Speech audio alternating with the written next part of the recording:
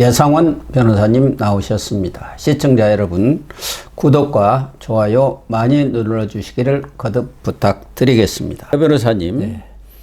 한덕수 국무총리 이 탄핵 문제는 정말 바로 속히 뭐 다른 걸 다 떠나서도 기각이든 각하든 해갖고 복귀를 해서 일을 해야 할 지금 상황 아닙니까? 트럼프가 상하원 합동연설에서 한국을 콕 찍어가지고 관세를 지금 4배나 많다 뭐 어쩌고 그랬죠. 지금 아주 공개적으로 선언을 한 상황 아닙니까?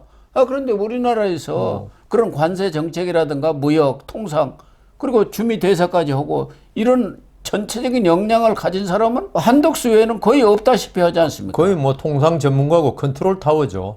그리고 한덕수 총리의 이 탄핵안은 누가 보더라도 탄핵을 위한 탄핵이고 그 당시 뭐 내란 공모죄다 또 윤석열 대통령의 거부권 행사에 제동을 안 걸었다 뭐 한 대까지 붙였습니다만은 그때 가장 핵심은 왜 헌법재판관 3명 임명을 하는데 거부하는 거야? 그거 아니었습니까? 그렇죠. 그건 누가 보더라도 말이 안 되는 소리니까. 거부가 아니고 보류했죠. 예, 보류한 거란 말이에요. 예. 그게 이제 미운털이 박혀가지고 탄핵이 된 거니까 이거 당연히 기각되든가 각하되지 않겠나 했는데 헌재가 이걸 계속 미뤄왔고 엊그제 느닷없이 또 국회 측에서 검찰에 한덕수 총리 수사 그 기록 송부를 촉탁을 한 거죠. 기록을 보내라. 이렇게 헌재 측한테 좀 촉탁을 해달라고 요구를 하니까 또 헌재가 그걸 덥석 받아가지고 검찰한테 보냈어요. 그거 빨리 보내라고. 근데 검찰이 이거 싹 거부해버렸네요. 그럼 헌법재판소 32조에 나와 있는데요, 뭐 그거는. 아니 그런데 전에 윤석열 대통령 때 그때 논란이 됐었지 않습니까? 그걸 무시하고 또 하고 보냈더라고요. 그래갖고 다 받았잖아요. 그러니까요. 우리 검찰도 그때 무슨 생각으로 보냈는지 저는 납득이 안 가는데 워낙 위세가 등등하고 그때는 뭐 위세가 더불어민주당이 거의 뭐 지금 정권을 다 잡은 듯이 하니까 이 검찰 고위층들은 사실 이 눈치 보는데 아주 밝거든요. 그래서 한 게 아닌가 싶은데 아예 헌법재판소를 정면으로 위반하는 사태가 아까 제가 헌법개판소라 그랬지만은 있는데 지금 한덕수 지금 권한 대행에 대해서 이 자꾸 늦추는 게 헌법재판소 스스로 모순을 범하고 있는 게 윤석열 대통령 탄핵을 빨리 하는 이유를 뭐라 그랬냐면 조속한 국정 안정을 위해 그런다고 그랬어요. 그러면 한덕수 권한 대행에 대해서 그러면 천천히 하는 게 이게 국정 안정을 위해서 유익한 겁니까? 빨리 하죠. 그러니까 대통령은 이미 그래 됐더라도 대통령은 어차피 헌재에서 아무리 빨리 탄핵 선고를 하더라도 선거를 치러야 합니다. 그러니까요. 그 이전에 한덕수 총리가 그래도 그 자리에 앉아 있어야 하다못해 트럼프하고 전화라도 한번 올 거 아닙니까? 그러니까 헌법재판소가 이거 뭐 어떻게 하는지 먼저 들어온 거는 안 하고 늦게 들어온 선출이라고 그러지 않습니까? 근데 그 한덕수 대행에 대해서는 진짜 말이 모순이. 그럼 한덕수 대행이 그 탄핵 기각에 복귀하면 국정이 되게 불안해집니까? 그러니까 그런 생각밖에 안 들어요. 그렇게 말하는 거 보면은. 근데 지금 그 국회 측도 이게 한덕수를 연기하는 게 왜 그럴까? 연기시키려고 지금 그렇게 하는 게. 아니 그리고 하나 물어볼 것. 이 변론이 다 끝났지 않습니까? 재판도 종결이 됐어요. 재판을 하다 보면은 이제 종결, 결심. 그래갖고 이제 선고만 남은 거 아닙니까? 그때 무슨 자료를 요청하고 그러면 다시 변론을 제기하는 거 아닙니까? 자료는 낼 수는 있어요. 자기가 가진 자료를. 낼 수는 있는데 재판부에 대고 자료를 요청할 수는 없죠. 이미 변론 종결됐기 때문에. 그런데 지금 요청을 했지 않습니까? 그런데 그걸 받아들였잖아요. 우리 헌법재판소가 제가 그러지 않습니까? 지금 법하고는 전혀 관계없이 형사소송법이나 뭐 헌법, 민법과 전혀 관계없이 돌아가고 있다니까요. 그러면은 변론을 재개해야죠. 그러니까요. 차라리 재개하고 그 요청 받아들이고 하는데 이거는 변론 재개했다는 말을 못 들었어요. 제가 내부적으로 했는지는 내가 모르겠지만 그러니까 우리 헌법재판소의 재판관이나 우리나라 최고의 법관들인데 이게 도대체 무슨 짓 하는지 아마 이번 헌법재판소 8인의 재판관은 아마 역사에 아주 큰 오점을 남길, 심지어 뭐 지금 국민의힘 쪽에서는 개헌하면 헌법재판소 없앤다는 이야기까지 할 정도로 헌법재판소가 타락해도 이렇게 타락할 수 있구나를 제가 생각했고요. 지금 왜 그러냐를 갖다가 정치 쪽에 관여하는 분들이 추측하기는 한덕수 권한대행에 대해서 각하되든지 기각은 뭐 요새 7대1이라는 이야기가 좀 나오더라고요. 하여튼 뭐 7대1이라는 각하건 되면은 결국 윤석열 대통령의 명분에 비상계엄 명분을 갖다 실어준다. 이걸 걱정하고 있다는 거죠. 왜냐하면 한덕수 그 무리한 탄핵 봐라. 지금 앞에 탄핵도 전부 다 기각. 예. 이진숙 비롯해서 검사 그 한 사람도 이미 기각됐고. 그러니까 윤석열 대통령이 이런 걸 보다 못해가지고 비상계엄 한 거야. 국정마비를 갖다가 우려해가지고. 그래서 한 거 아니냐. 이 국민들이 지금 뭐 탄핵을 찬성한 쪽이 더 많지만 이런 게 이번에 아마 한덕수 탄핵 탄핵 의결됐을 때 그때 사실 국민의힘하고 더불어민주당 지지율 완전히 역전되고 그랬거든. 그것 때문에. 한덕수 탄핵으로 완전히 네, 했는데 바뀌어버렸어요. 그다음에 이제 시간이 지나면서 그거는 이제 국민들 내리에 조금 사라졌는데 만일에 이게 또 각하가 특히 각하 나오면요. 이거는 우원식 국회의장까지도 엄청나게 비난받고 이게 결국 더불어민주당이 하는 행태가 결국은 윤석열 대통령을 그 마비시키는 그 국정 운영을 도저히 못하게 하기 위한 어떤 줄 탄핵이었다. 윤석열 대통령 측의 비상계엄에 명분을 주니까 이게 같이 선고하든지 아니면 오히려 뒤에 선고하든지 이게 맞겠다라고 한 게 국회 측 하고 아까 세컨폰으로 전화했을 줄 또 짬짬이했나요? 그러니까 이게 제가 볼 때 국회 측에도 변호사는 있지만은 이게 정청래 법조인이 아닌 정청래 소추위원장 머리에서는 나오기 힘든 겁니다. 그는. 예. 그리고 안 되는 거 알잖아요. 예. 그 검찰에서 거부할 거 정상적이라면 예. 알지만은 이번 주에 선고 안 할 명분을 만들기 위해서 세컨폰으로 통화했을지도 모르죠. 확인은 전혀 못했습니다. 제가 뭐 알 수도 없고 그런 가정이고 왜냐하면은 아까 말씀드린 대로 이런 그 문서송부 촉탁 그리고 변론 제기 없는 문서송부 촉탁 그다음 헌재가 뭐 즉시 또 수용해가지고 검찰의 요청 이런 게 너무나 비정상적이기 때문에 이게 정상적인 폰으로는 전하기 힘들다. 비정상 폰으로 해야 된다. 그러니까 농담으로 이렇게 말씀드리는 겁니다. 그거는. 그래서 저는 비아폰을 크게 3번 활용했구나.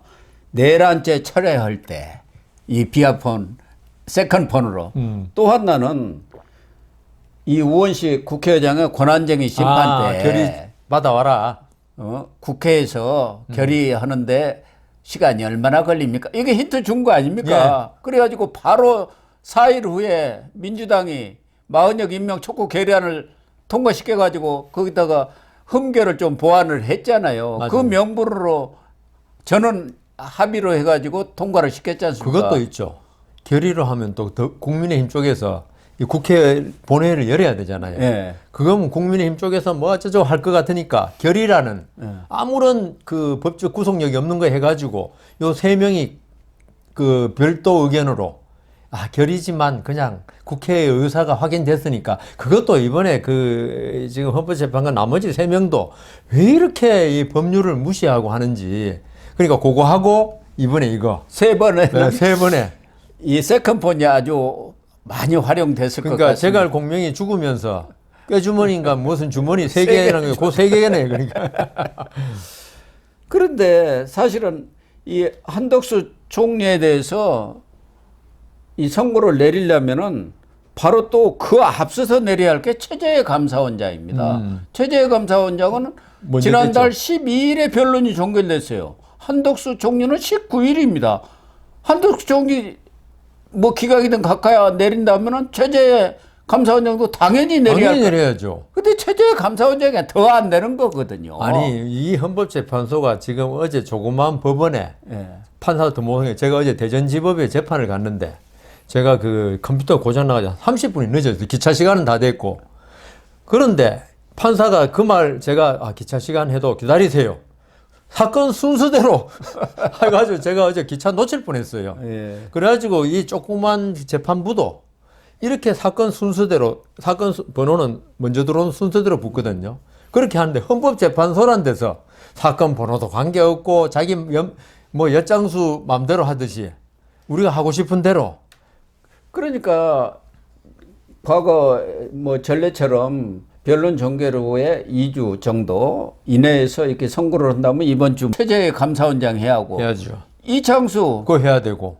그것도 24일 날 변론이 종결됐어요. 네. 그러면 줄줄이 기각될 수밖에 없잖아요. 그러면 이제 윤석열 대통령이 길을 핀다는 거죠. 야당에서 볼 때는. 네. 그러니까 국회하고 이 문영배 이 우리법하고 짬짬이가 된 것 아니냐고 합리적으로 추측할 수가 그러니까요. 우리가 확인은 못해도 제가 항상 말씀드린 게 예. 어떤 결론은 확인은 못하지만 말 가지고는 안 되잖아요. 정황을 보고 하는 거잖아요. 예. 그동안 헌법재판소가 이 헌법재판을 탄핵하는 걸 쭉 이끌어 온 거하고 예. 지금 나타나고 있는 객관적으로 나타나고 있는 현상하고 합쳐보면은 이거는 뭐 윤석열 대통령을 그 이재명 대표의 그 선거법 위반 선고 전에 예. 어떻게든 빨리 끝내가지고 이재명 대표한테 날개를 달아주자 이런 의도가 있는 거로밖에 추측이 안 되거든요. 예. 예.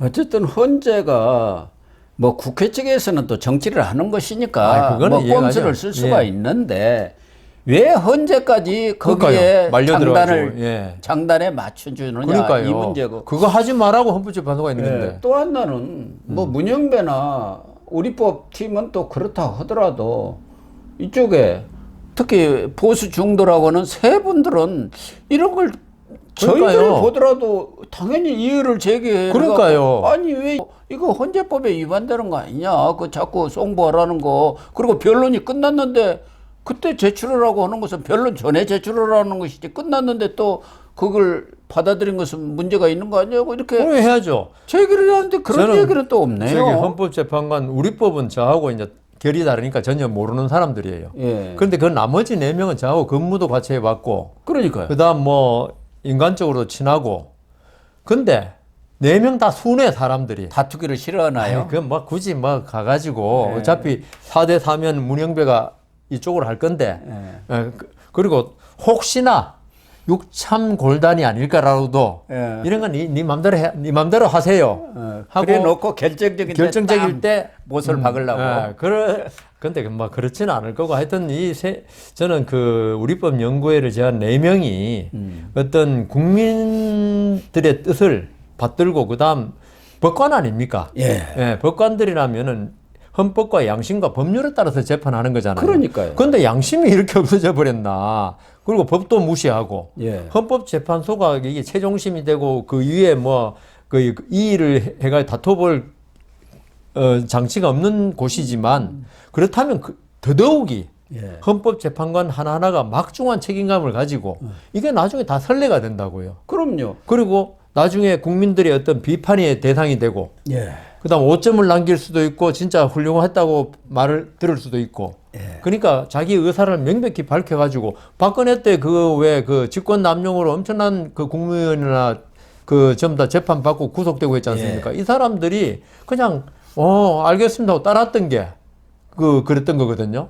그러니까 이번 그 헌법재판관들이 지금이라도 문영배 눈치를 보지 말고. 당연하죠. 네. 그러니까 문영배 본래 이 진보적인 말을 잘합니다. 자아 비판을 하도 많이 해봐가지고. 그런가요? 그러니까요. 그래서 왜 우리 월남한 그 북한 사람들 보면 말을 얼마나 잘합니까? 옛날부터 말 잘하면 공산당이라고 했잖아요. 그렇습니까? 그래서 지금이라도 어떤 오점을 남기지 않는 재판을 했으면 좋겠습니다. 그보다도 이제 검찰이 이런 기록 송부를 거부하면서 헌재가 망신사를 톡톡히 당했는데 일단 거부가 됐으면은 이번 주는 해야 할 것 아닙니까? 지금 알려지기는 윤석열 대통령 탄핵 선고 때 같이 한다는 얘기도 있고 일단 대통령 탄핵 선고해놓고 그 다음에 한다는 얘기도 있는데 그렇게 되면은 완전히 이 헌재에 대해서 누가 믿겠습니까? 그러니까요. 이거 완전 꼼수도 같이 지금 손잡고도 하는 거 아닙니까? 유죄, 무죄야 법률적인 판단이고 한다지만 이 선고를 언제 하냐 이거는 완전히 정치적인 거거든요.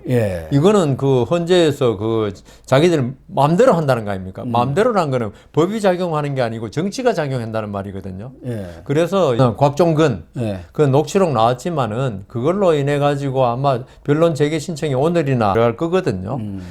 그렇다면은 이게 어떻게 되냐에 따라서 아마 그 한덕수 총리에 대한 선고를 안 할래야 안 할 수 없는 그런 상태가 될 것 같습니다. 그래서 한덕수 총리 선고하고 체제 감사원장도 하고 그러고 나면 또 이창수 거기는 또 세 사람이 묶여 있습니다. 조상원 차장하고 최재원 또 특수 2부장인가 이렇게 세 사람이 엮여 있는 것 그것도 또 뭐 사실 전혀 지금 할 것도 없는 겁니다. 탄핵 사유가 되지가 않는다는 게 대다수 법조인들의 생각이란 말이에요. 그렇게 되면은 이 윤석열 대통령의 이 탄핵 선고 결과에도 심대한 영향이 불가피하겠구나. 그렇지 않아도 지금 5대3이냐 4대4냐 아니면 8대0이냐 뭐 각양각색의 추측이 나옵니다만은 지금 민주당이나 이 문영배 이 측에서 생각하는 것처럼 6명의 인원을 확보하기가 쉽지가 않겠구나 하는 생각은 듭니다. 지금 뭐 처음에 사실 고 교수님하고 저하고 비상계엄하고 탄핵하고 할 때 그때 생각은 이거 뭐 내란 그때는 거의 인정된다 그랬지 않습니까? 그래서 그때는 누가 보더라도 이런 증거들이 박정근이하고 홍장원이 나와서 그랬다는 이야기 하는데 그걸 누가 아니를 그러니까요. 그래서 아주 절망적이었는데 이게 시간이 이게 계속 지나면서 이게 진실이 자꾸 드러나면서 이게 윤석열 대통령이 살아날 수도 있겠구나. 지금도 윤석열 대통령 탄핵을 바라는 사람들은 확증 편향 이미 윤석열은 갔다. 이렇게 생각하는 사람들은 지금 뭐 곽종근 녹취록을 아무리 들이대도 안 될 거예요. 그렇지만 중립적인 사람들은 상당히 이상하다. 중도파로서는 이번에 이 녹취록 보고 이상 안 하다고 생각하면 그 사람은 이상한 사람이죠. 민주당에서는 그 녹취록이 나오니까 아니 양심 선언하라는 게 뭐가 잘못됐느냐. 있는 대로 진실을 밝히라는 그 얘기다. 그러면 내란으로 엮는다는 말이 왜 나와요? 그렇게 지금 얘기하고 있어요. 그러니까요. 진실을 얘기 안 하면 내란 아니냐. 그 얘기를 전체 경강부에도 참 잘하는 사람들이에요. 하여튼 어쨌든 이번에 한덕수 총리에 대한 탄핵 선고 이거를 지금 국회 측과 헌재 일부 세력이 짜고 연기를 하려고 했는데 헌재로서도 외통수에 걸린 것 같네요. 그래요. 맞습니다. 한덕수 총리에 대한 탄핵 선고가 이루어지는 것이 정상이 아니겠느냐 그런 생각이 듭니다. 맞습니다.